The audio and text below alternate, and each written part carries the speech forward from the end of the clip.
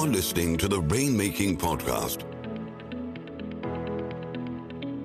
hosted by high-stakes headhunter, author, and professional speaker, Scott Love. You're listening to the Rainmaking Podcast, and my name is Scott Love. Thank you for joining me on the show. Let's say that you're a professional services provider and you've got some media. Maybe you were interviewed over video by a reporter discussing his current event. Or maybe you did a trade association webinar where all of your prospects can hear your expertise and decide maybe they want to call you. What do you do with those single events in media? Is it one and done, or can you repurpose that content? We're going to answer those questions and more in our conversation with Joshua Altman.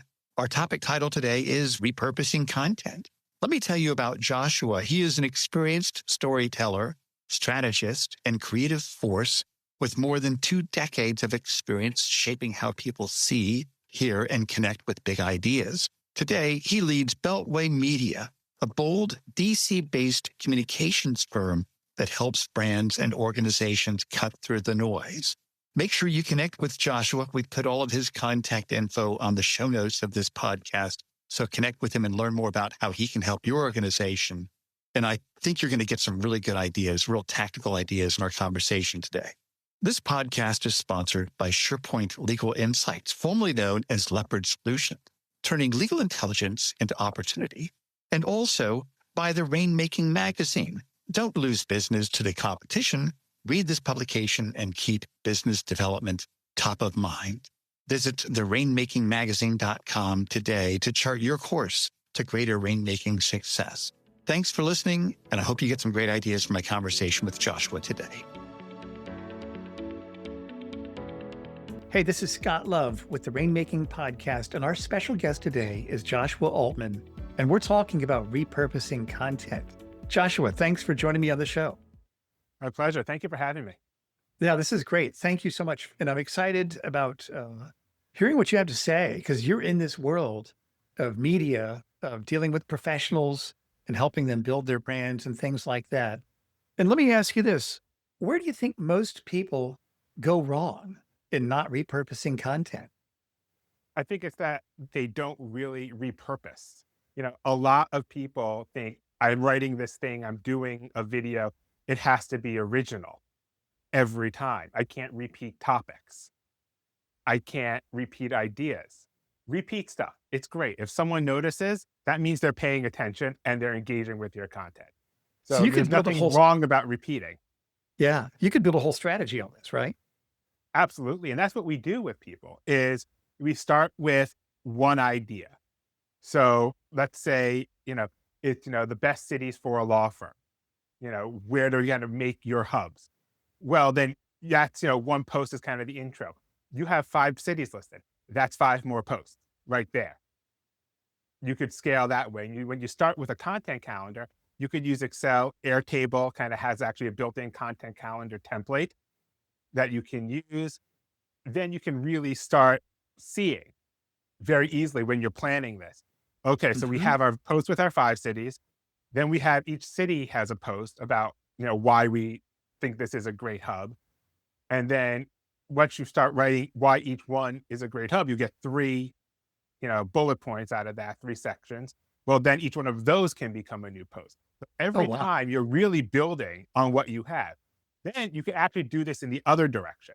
You have all of this content that you've kind of broken out. Well, that can become a white paper on a multi-city law firm, because now you can assemble in the other direction. Each one of those can be a video as well. It just never ends, right? Yeah, because every time you kind of start making lists, sections, that section can become a post. And maybe it's not totally strong enough to stand on its own. Well, then 2 of them that are related can become a post. So you really don't have to be constantly fishing for new ideas. It's there. You just kind of have to see what you've done. And if 2 things seem kind of similar, that's similar to you. You've written them. You've read them. You know them. Most people are not going to see both of them. And like I mentioned, if they do, they're engaged. That's great. If they are so engaged, they notice, wonderful. That's a great idea. So So let me kind of pause for a second and kind of go back a little bit, because the people listening to this, they're not professionals in communications like you. These are professional services practitioners who also Yeah. have to get business. Many of them have marketing teams. They might have marketing departments. They've got a budget, but they still have to take their own brand and they're responsible for pushing that out. That's what they have to do. Tell me what this means. What is a content calendar? For somebody that's not sure what that is, how would you define that? Just like you have, say, a calendar of your events, of your personal calendar, your business calendar, things that are coming up, content calendar, pretty much the same thing.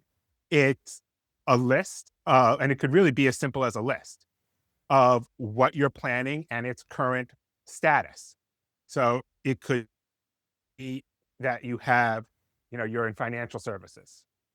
You could have, all your posts listed by type, and by type, I mean what medium it's going in, the platform, and then also your subject. So you could see, if you're coming up to April, that might be when you start doing, taxes stuff. Yeah. You know, that's coming up. People are going to start getting their tax forms pretty soon. So that might be when you start pushing out, in, January, February, file taxes early. You start seeing your calendar shift to April. Don't miss the deadlines. Here's what you need to do. So it's a really, just like a calendar is a very visual way of seeing, what you have going on. The content calendar is the same.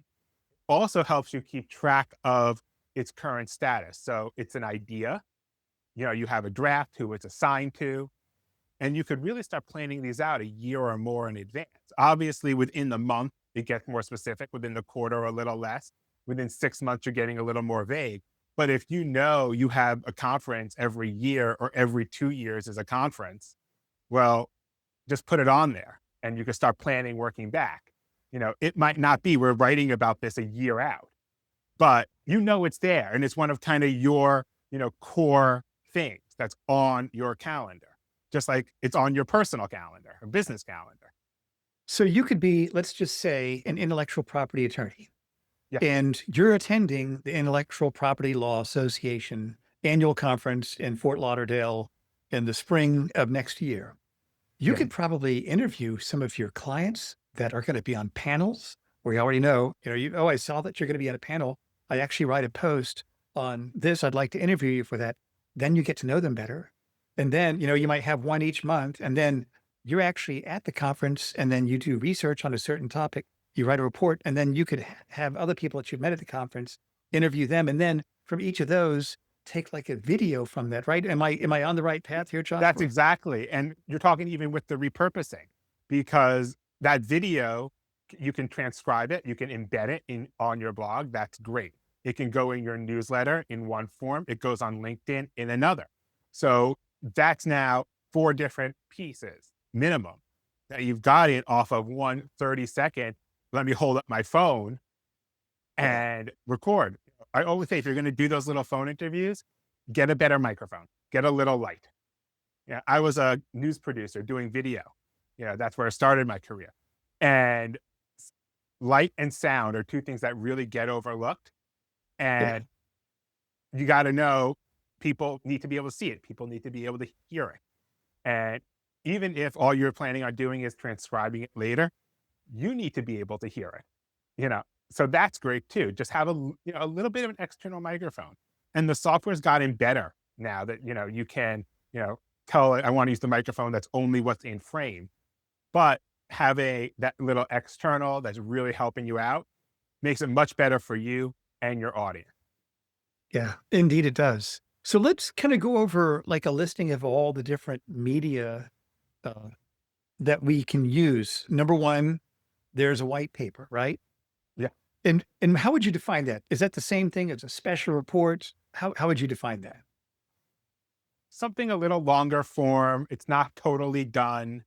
It's not the first draft, obviously, because it goes through drafts when you write it, but it's something that, is still being worked on in the grand scheme of working on. When we think of, types of media here, what we do is we basically think of there are 4 ways that people experience media: what they read, what they see, what they hear, and what they experience. You talk about the white paper, that's pretty much what they read. It's there. Mhm. People know it. What they see, that again, when you're reading, most cases, you're seeing something, but also, you have pictures in it, you have charts, you have graphs. There's more than just the text on the page. You know, what you hear, podcasts, if you're going to be doing those little videos at conferences, that's great. Again, light, microphone, what you see, what you hear.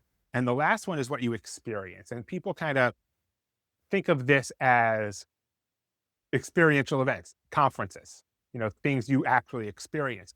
And that's half of it. There's another half to it, which is how you experience what you read, see, and hear. Is it that long PDF you're reading on your phone? Is it a short blog post? That's a very different experience. Is it an email newsletter that pings to you? That's a different experience. Is it on your desktop, on mobile, on a tablet? All different. In terms of, this podcast, of someone going to listen to it while they're walking the dog like I do, or are they going to sit and watch the YouTube video, really make it an appointment viewing? They're same content. They're hearing the same thing. One seeing, and they're two totally different experiences. So that's really what we think about when we think of, media.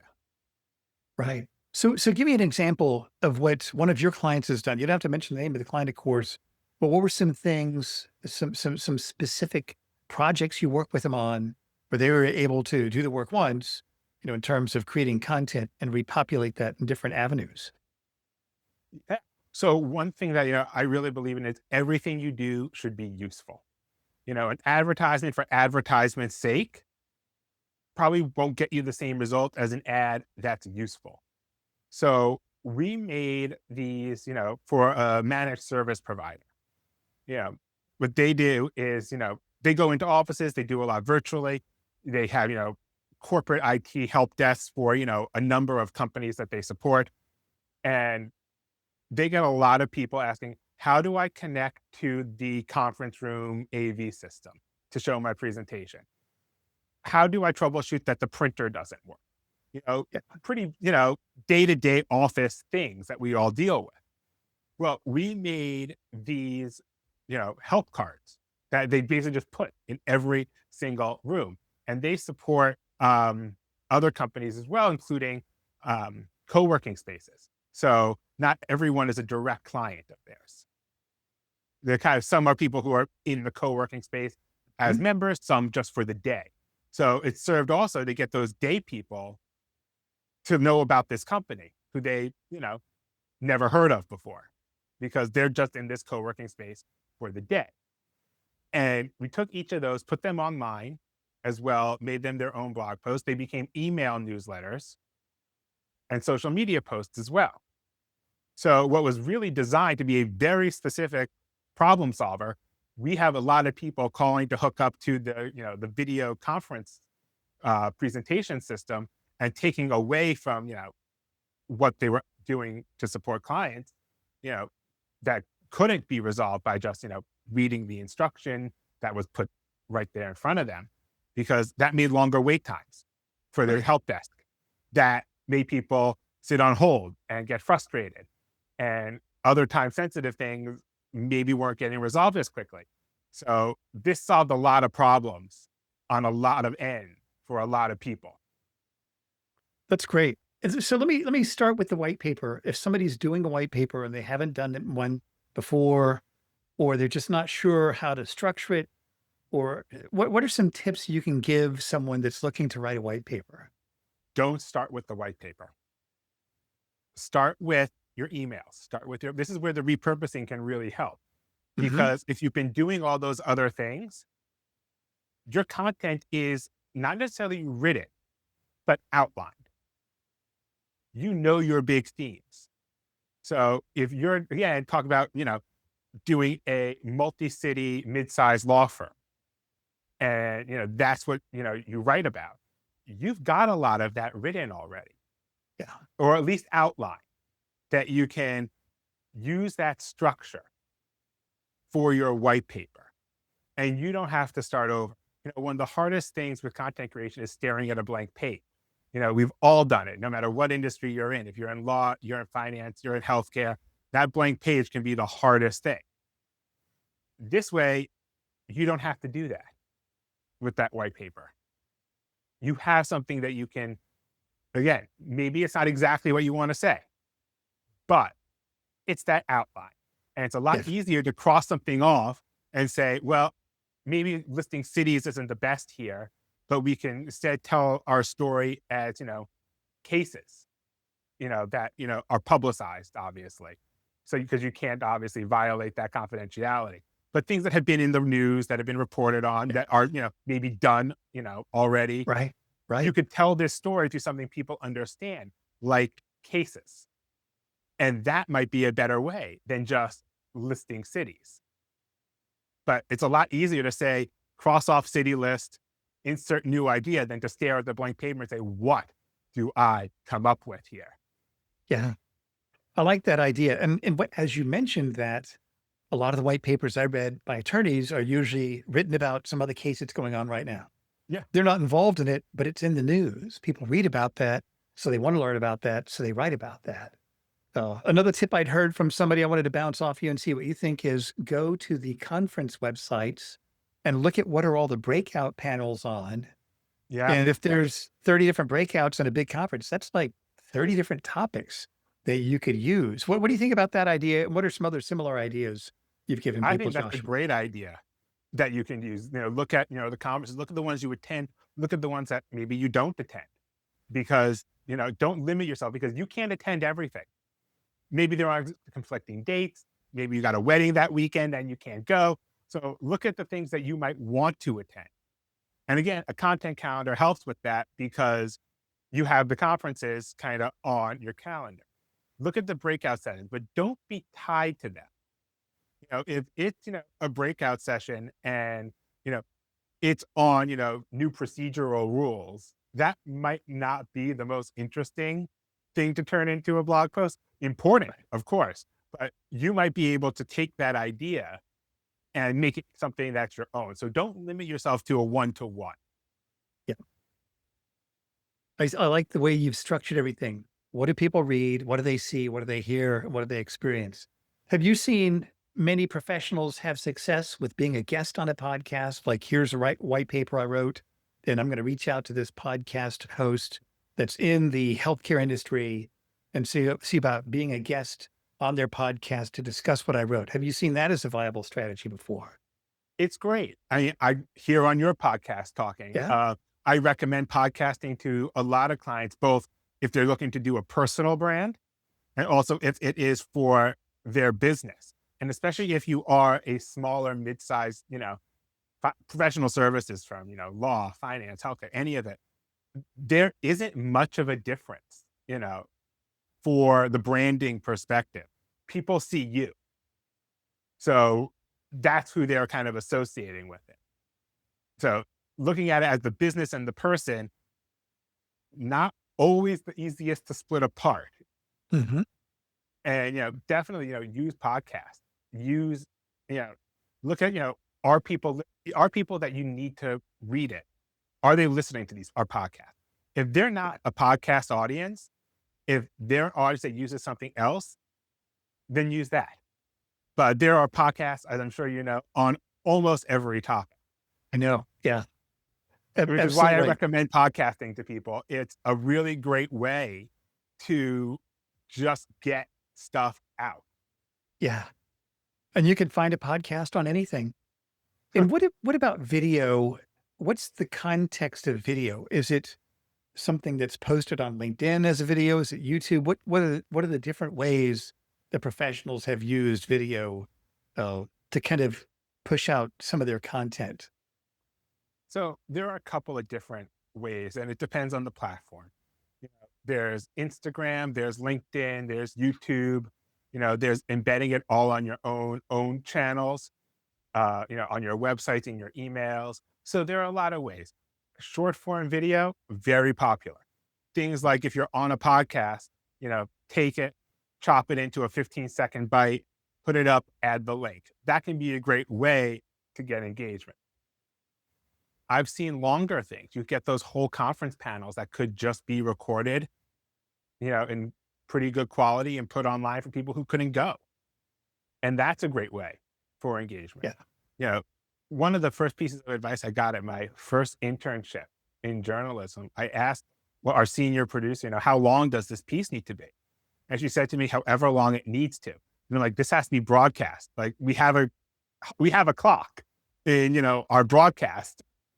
How long should it be? It's like, however long it needs to. We've built in that flexibility in our intros, in our transitions, that we could have someone who's going to do that recording, talk a little less, maybe talk a little longer. So you have, the difference was not between 2 minutes and 12 minutes, but you have some flexibility in that time.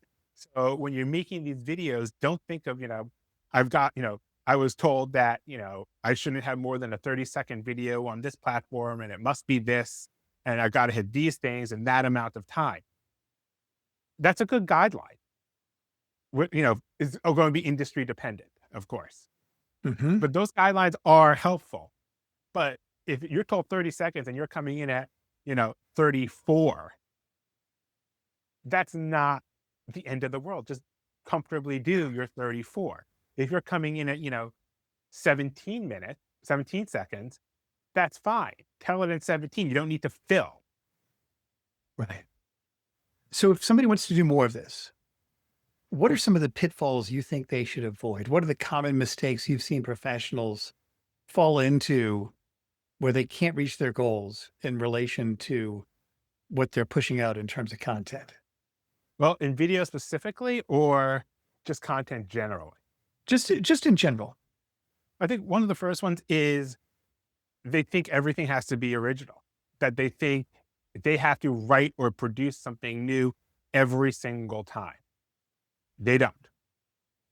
And there's a lot of stress over that, and you don't have to do it. Another big one is that they're not planning in advance, and that's where that content calendar comes in. Yeah. Think about where you need to be and what you need to be doing 6 months from now. And we come in a lot and people say, well, we're launching this, new initiative. We're doing our new program, our product in, a month. It's like, how long have you been planning this? A year. That's when you should be thinking about your communication. Right. It should be right there as a part of your general planning, with your product team, with your finance team, because it's going to be important. That budget is going to matter. And if you start springing it a month before your launch, you are now 11 months behind at least where you need to be for that conversation. So think about it as early as possible. And that's kind of why, we come into a lot of companies, is they maybe have a marketing person, but not someone in their leadership. Right. So we come in to fill that leadership gap. So they are thinking about it, a year or more from the launch date. And it's always part of that, big strategic conversation. That's great, Joshua. Well, I want to thank you for being on the show and sharing these insights with us. And as always on our shows, we like to end it with 3 action steps so that people can take action and reach their goals. What would be 3 action steps you'd like to share with us, Joshua? The first one is definitely block out time to review your website, your other existing communications materials, whatever those are, for you personally and for the company. So your business LinkedIn page, your personal LinkedIn page, your newsletters, if you have white papers, what's on there. Look at your corporate blog if you have one on your website. When was the last time someone posted something?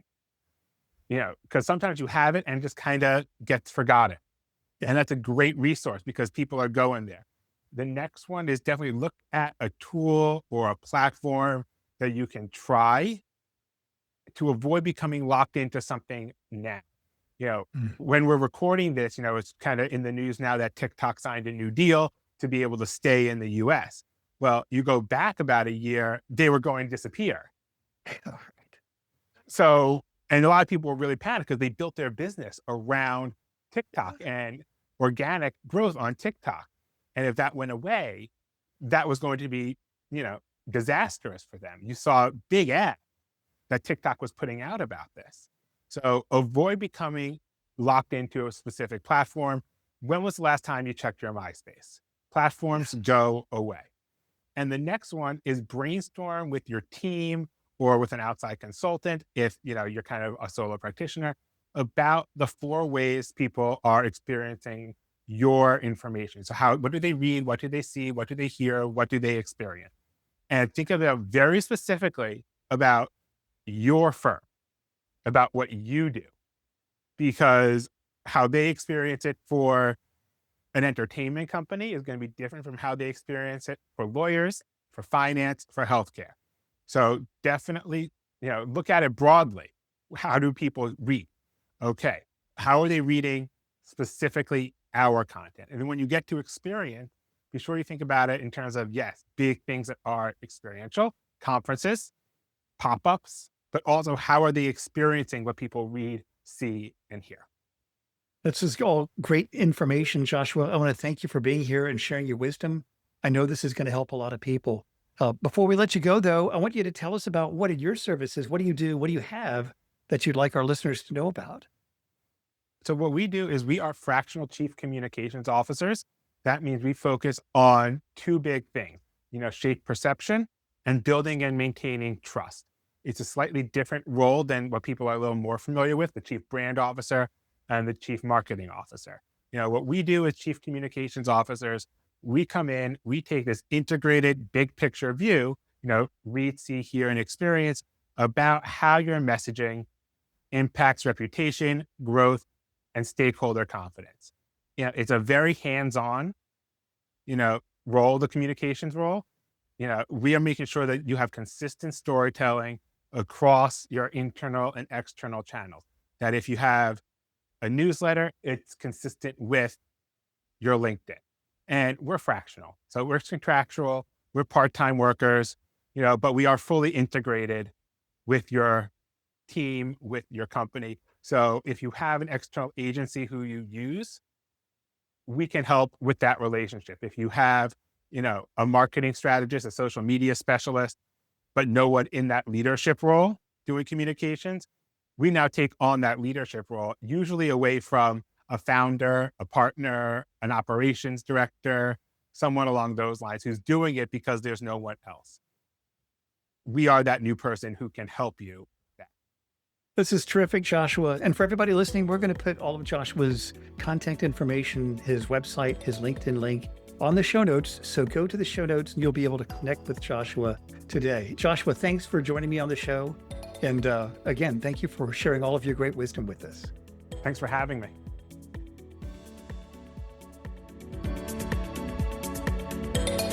Thank you for listening to the Rainmaking Podcast. For more information about our recruiting services for international law firms, visit our website at attorneysearchgroup.com. To inquire about having Scott speak at your next convention, conference, sales meeting, or executive retreat, visit therainmakingpodcast.com.